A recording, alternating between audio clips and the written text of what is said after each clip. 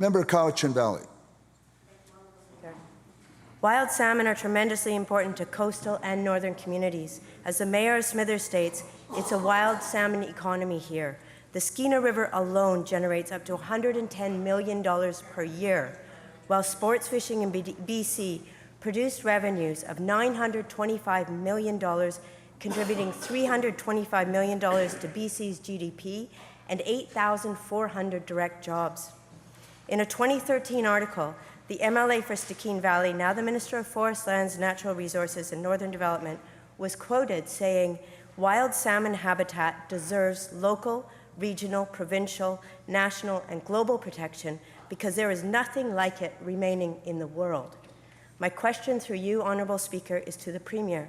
Saving BC's wild salmon will require a massive investment in habitat restoration. Is your government prepared to make this investment, particularly given the crucial role that wild salmon plays in BC's economy?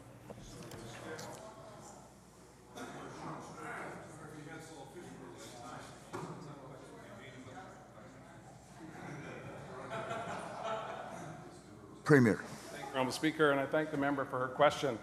We had some questions yesterday around salmon in British Columbia, and I'm delighted to focus on wild salmon, wild Pacific salmon, which are the lifeblood of many communities, as the member said.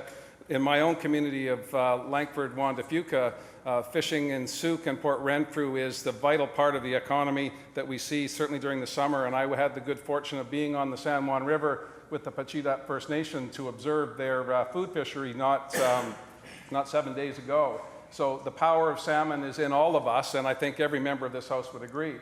With respect to the question about salmon restoration, certainly upstream is the responsibility of the provincial government. We need to make sure that we are rehabilitating streams after logging practices, some good, some bad.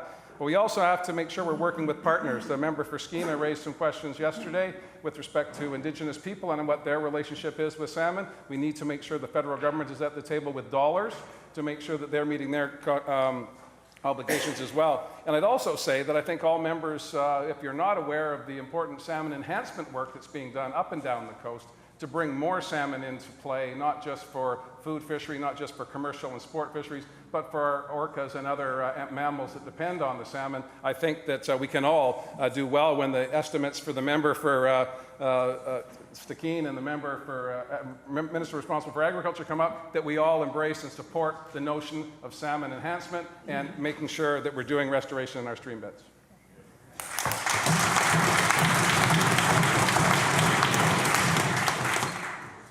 Member Cowichan Valley on a supplemental. Thank you, Honourable Speaker. In 2009, the Fraser River sockeye return was so low it was regarded as a catastrophic collapse. The Cohen Commission of Inquiry into the decline of sockeye salmon in the Fraser River was launched, and 3 years later produced 75 recommendations on how we could restore and protect wild salmon. At the time, Justice Cohen stated, salmon farms should not be permitted to operate unless it is clear they pose no more than a minimal risk to the Fraser River sockeye salmon. This year, Honourable Speaker, the Fraser River sockeye are returning at nearly the same catastrophically low levels as in 2009. We are in an emergency.